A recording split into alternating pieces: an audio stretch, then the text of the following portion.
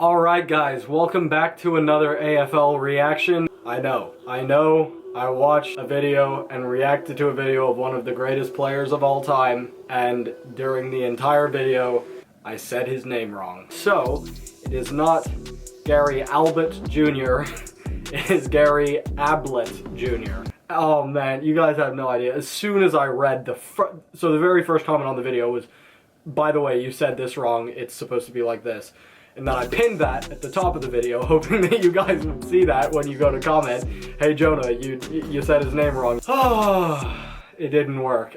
And I knew exactly what was gonna happen for the rest of the comments. It's cool, it doesn't matter. With his dad, I'll get the name right. Alright, with that out of the way, once again, my bad.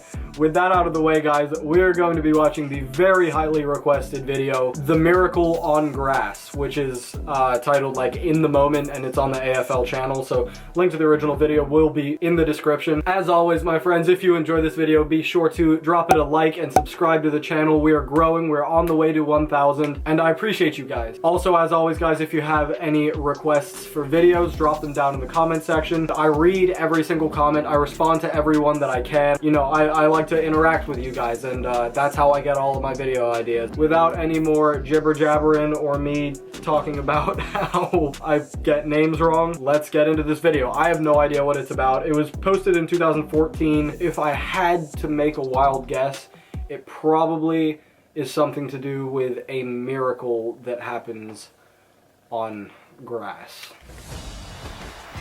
Alright guys, let's take a look-see. That was hard. Hard-ass stop.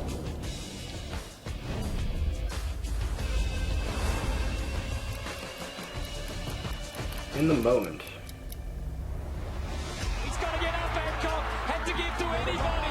And Zorko got a mark and he's got it! The milestone man! Round 13. So I believe that's the last week of competition. It's 2013 in this, so interesting. Little motorcycle action in the background, I apologize. With the last and maybe the next as well. That was a lot better. What a cracking goal. And here's Alright. Stevie J to Stevie M, and Motlop is away with a bounce. A little glance behind. It's on its way. If you've got it, flaunt it. Siren sounds to end it. Quarter again dominated by Geelong. A couple of late goals made all the difference. Okay, so Geelong is destroying Brisbane. Points, but who knows what is to come in the last two. Everything seemed 38 points. Really well. We're playing decent footy for once. Our ruckman was really starting to get his hands on the ball and giving our midfielders first use. And I certainly didn't see a comeback happening at half time. I thought we'd probably run away with it. And oh damn! What a catch! What mark? Sorry, what a mark! Went back out. We're obviously a fair way down, so statistics show and chances show from where we were. It's probably unlikely that we're going to win, but I suppose when you're that far down, you've got nothing to lose, and we probably took a few risks. We felt alright at three-quarter time. I think Bossy asked the question, how are you guys feeling? Do you feel like we're in it? And everyone was up and about and said, yeah, we feel like we're really in it. We had a little bit. Are they about to make a comeback? Three-quarter time, but obviously playing a class side like Geelong, you probably don't think you're going to be able to score 8 or 9 goals in the last quarter to win a game. The crowd got behind us. There was a point in the last quarter where Stevie Johnson actually kicked it into an umpire, and the ball just started to bounce our way a little bit. All right. 9 goals in 1 quarter. Ahead of him on the highway, Steve Johnson. Wasn't a great catch. Sure, got in the road. We haven't got a stat So it's for that 50 to 90. Super long goal.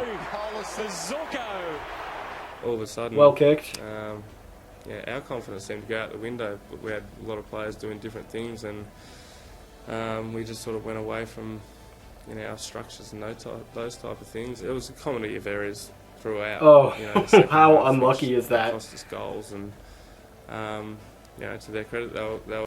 There's literally so much space on that field, and the one space this man kicks it to is directly at the umpire's feet. Unfortunate. They were capable of finishing off with our turnovers turning them into goals. The second half, we got a bit lazy in the way we set up and our disposal and decision making. There's a lot that probably went right for them also, but we did a hell of a lot wrong in that game. We made some really poor plays. He's not happy. I think in some ways it goes to show that the season's long and arduous, and you've got to be on your game every single week. So what I'm seeing here, what I'm thinking is they're about to make a comeback from we knew an astronomical deficit. Geelong ended up switching it down the wing, and then end up playing it on down the wing. Probably in hindsight should have held it up. I thought that's it, game over, because I knew there wasn't much to go, and I thought they were just going to slow the clock down.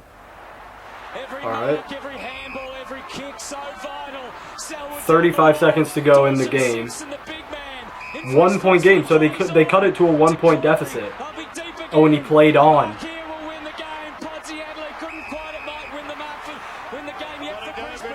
When I went back from my mark, I knew I tried to wheel around on my right foot. It's a big man, big man. See anything in the umpires. Oh, that's him. Okay. Play on.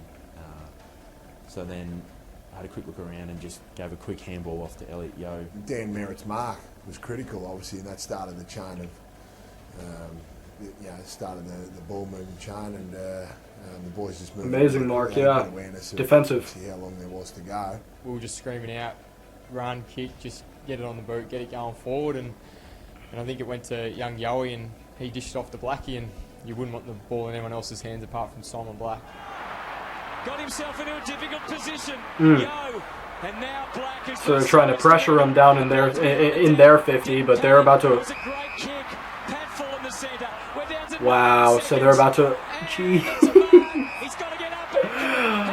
I haven't even seen what's happening. I'm getting goosebumps.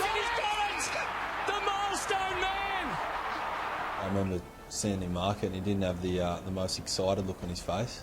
You can tell he was pretty nervous as soon as the siren went. I think that little smile, man. Back a bit and thought, oh no, here we go.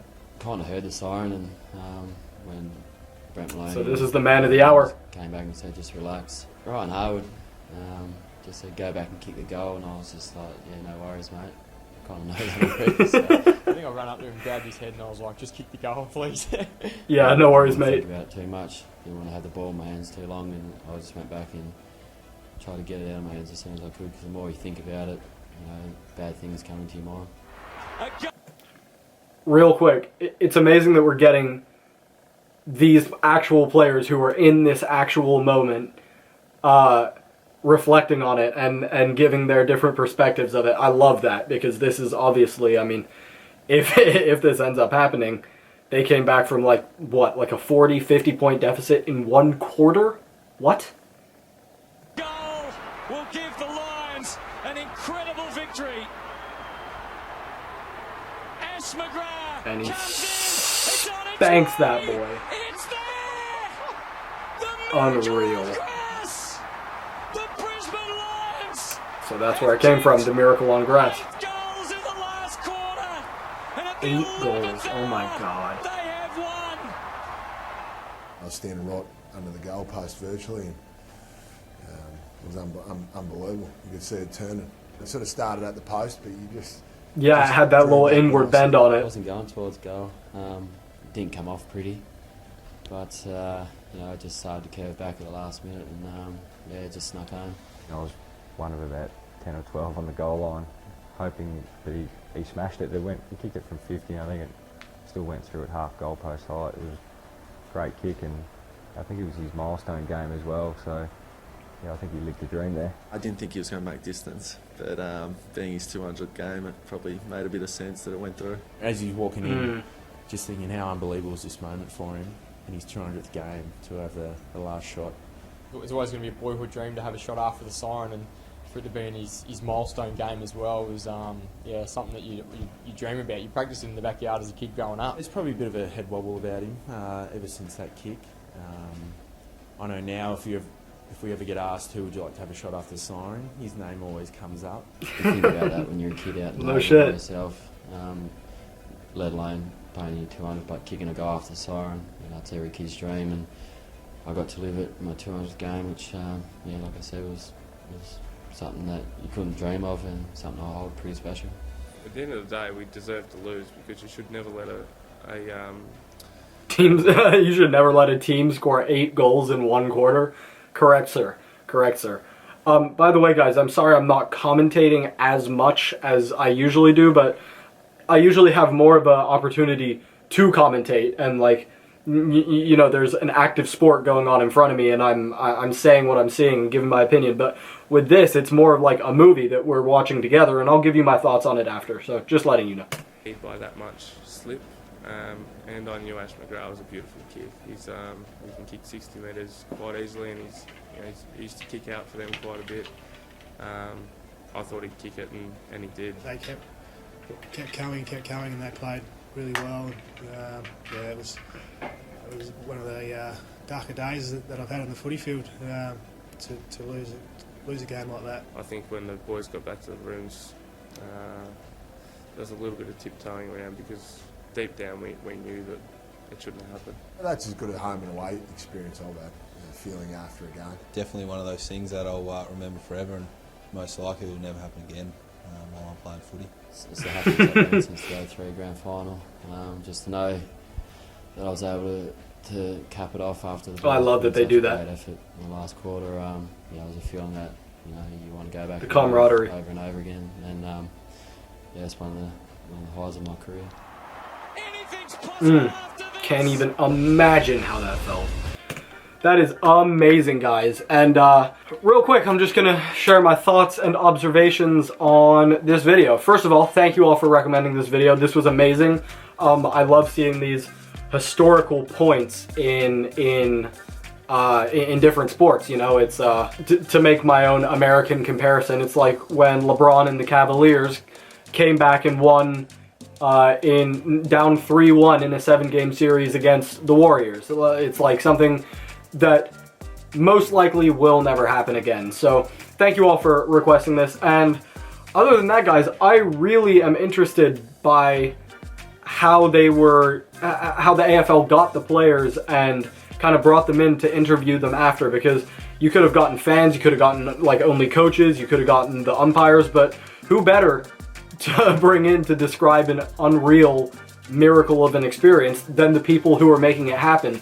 And just one other thing, I think that it's really good that they got some of Geelong's players to come in and talk about about this game, because as a former UFC fighter who has his own podcast and whatnot, Chael Sonnen says, he says, history is written by the winners.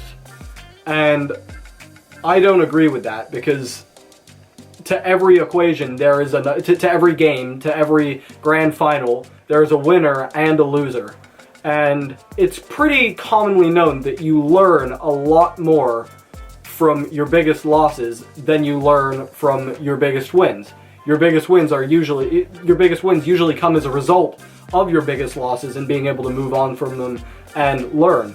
So I really like that they brought some of Geelong's players in to have their perspective and just have them talk about what it meant to them and the experience all in. And just like that, guys, I really enjoyed this video. So if you guys have also enjoyed, please be sure to drop it a like and subscribe to the channel. If you've made it to this point in the video, I appreciate you. And guys, comment down below other videos that you would like me to react to, and I will. I appreciate you guys, and I will see you all in the next one. Peace.